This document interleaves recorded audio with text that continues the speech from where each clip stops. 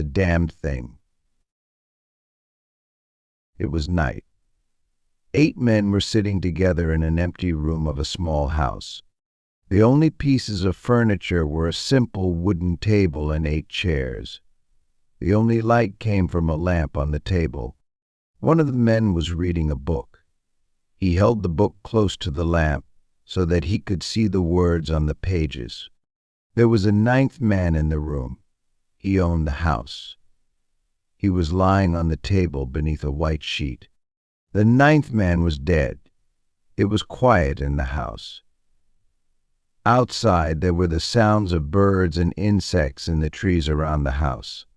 Visitors from the city always noticed these strange cries and calls. But the men in the room took no notice of these sounds. They heard them every day. 7 of the men were farmers and woodsmen. They worked in the fields and forests every day of the year. The skin on their faces had been burned by the sun and the wind. They were wearing hats with broad brims. The man with the book did not look like the others. He was not wearing a broad-brimmed hat. His face was smooth, intelligent, and handsome. He looked like an educated, important man. He was a coroner. All of the men were here this evening to do an important job. An inquest was taking place in the room. The men had come to look at the dead body on the table. They had to answer this question: how did this man die? The coroner was reading a diary. It belonged to the dead man. The coroner and the 7 men were waiting for a witness to attend the dead man's inquest. Suddenly they heard the sound of a horse galloping on the road. Someone was riding quickly toward the house. The horse stopped outside. The door opened and a young man came in. "I'm late." "I'm sorry," he said. "We've been waiting for you," said the coroner. "We must finish this job tonight. Hugh Morgan must be buried tomorrow morning." "Where have you been?" "I went to the telegraph office and sent a telegram," said the young man. "I've written a report about Hugh Morgan's death. The report will be in the San Francisco newspapers tomorrow.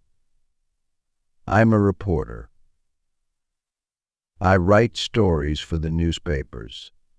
"You're not here to tell us a newspaper story," said the coroner. "You're here to tell us what happened to Mr. Morgan. You must tell the truth. You must swear that you'll do this." "Yes, I'll tell you the truth," said the young man. "But you might not believe me." "That isn't a good beginning," said the coroner. For a moment, the young man had an angry expression on his face. "I've come here to tell you what really happened," he said. "I promise that I'll tell you the truth. Everything that I say to you will be true. You can read what I wrote for the newspaper. These are the true facts. This is what I saw and heard and did. The report isn't fiction." "Let's begin," said the coroner. The men took off their hats. The young man lifted his right hand and began to speak slowly and clearly. "I swear before God, I will tell the truth, the whole truth, and nothing but the truth," he said. "What is your name?" asked the coroner. "William Harker. Age, 27. Did you know the dead man, Hugh Morgan?" "Yes, I did." "Were you with him when he died?" "I was near him." "Tell us what happened," said the coroner. "Why were you with Mr. Morgan, and what did you see?" "I was visiting him," said Harker. "Morgan and I were good friends. I live in San Francisco, but I often came here to stay with Morgan. We hunted birds and animals in the forest, and we caught fish in the rivers. Morgan and I went hunting and fishing together many times." "Tell us what happened on the day that Mr. Morgan died," said the coroner. "We left this house at sunrise," said Harker. "We wanted to hunt quails. We took Morgan's dog with us, and we both carried shotguns. Morgan told me there's a field of wild oats over the hill. There are many good large quails there. They'll be good to eat, so we went to the field. But we found something bigger than quails. What do you mean? Asked the coroner. Did you find an animal? Yes or no, said Harker. I don't know what kind of animal it was, but I saw the oats moving in the field. Something was coming toward us. I couldn't see the animal, but I guessed that it was big. Morgan didn't say anything. He lifted his gun and aimed it at the oats. Harker stopped speaking and looked toward the window. Please continue, Mr. Harker, said the coroner. What happened next? I pointed at the moving plants, replied Harker. I said, Morgan, if that's a deer, you won't be able to kill it with a shotgun. You'll need a more powerful gun or rifle. But maybe it's something bigger than a deer. It might be a bear or a mountain lion. But Morgan didn't reply. He just aimed his gun at the oats and stared. I began to be afraid. Our shotguns wouldn't stop an angry bear or a lion. Mr. Harker, you say that it was a big animal, said the coroner. Do you know the difference between a bear and a lion and a deer? Yes, I do, sir, said the young man quickly and angrily. And that's the strangest part of this story. I saw the oats moving, and I heard something coming through the plants, but I couldn't see what it was. A big thing was moving toward us, but I couldn't see it. Did you speak to Mr. Morgan again? Asked the coroner. Yes, said Harker. I shouted, what is it? But Morgan didn't reply. The animal or thing was coming closer, and Morgan got ready to fire his gun. Suddenly he said, It's that damn thing. He was terrified. Did Mr. Morgan know what it was? Asked the coroner. Is that what you believe, Mr. Harker? Yes, sir, Harker replied. I believe that Morgan had seen it before. Then he fired his gun, and I heard a terrible sound. It was the scream of a wild animal. And did you fire your gun too? Asked the coroner. No, I didn't. I couldn't, replied Harker. The smoke from Morgan's gun was in my eyes. I couldn't see where to aim my own gun. Then, suddenly Morgan dropped his gun and started to run. He left you? Asked the coroner.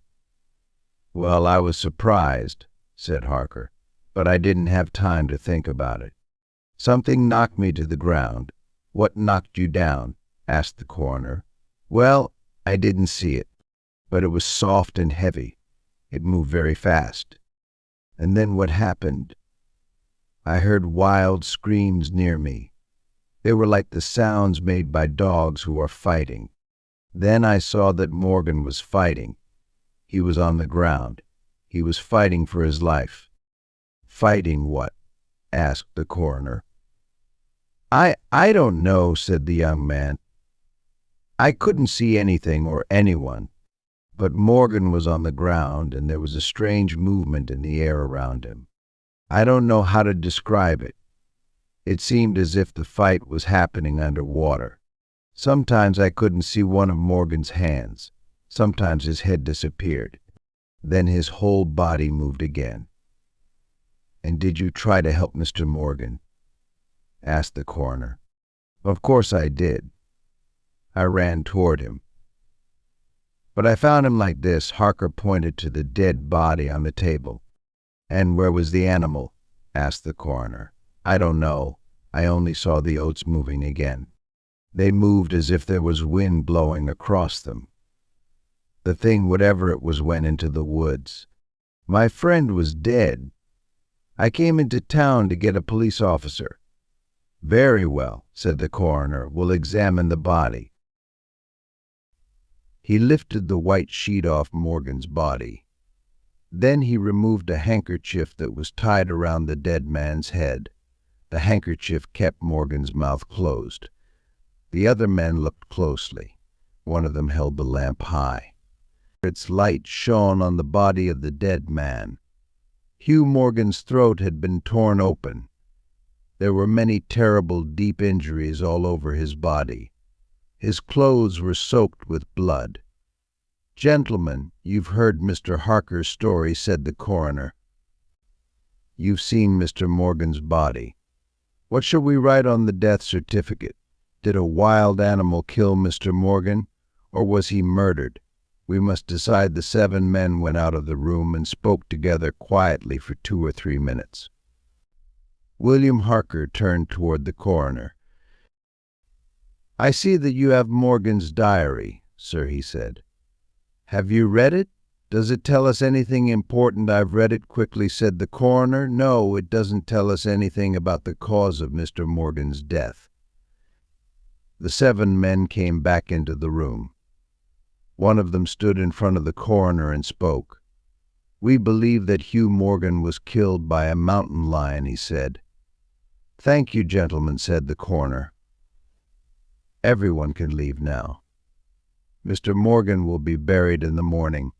I'll send for an undertaker." That was the end of the inquest. But it was not quite the end of the story. William Harker was a writer. He wanted to read Hugh Morgan's diary and write a story about his friend's death. He stayed in the town after Morgan was buried. A few days later, Morgan's property and belongings were sold. William Harker bought the diary. Hugh Morgan had been a lonely man who had written all his thoughts in his diary. But he had not always written days and dates in the diary, and some of the pages in the book were torn. Other pages were missing. This is what Morgan had written before his death: "My dog is behaving strangely. He barks and turns around again and again. He looks at something that isn't there. He runs after something that he can't see. This has happened several times. 1st September tonight I was looking at the stars in the sky above the hill. Then something strange happened.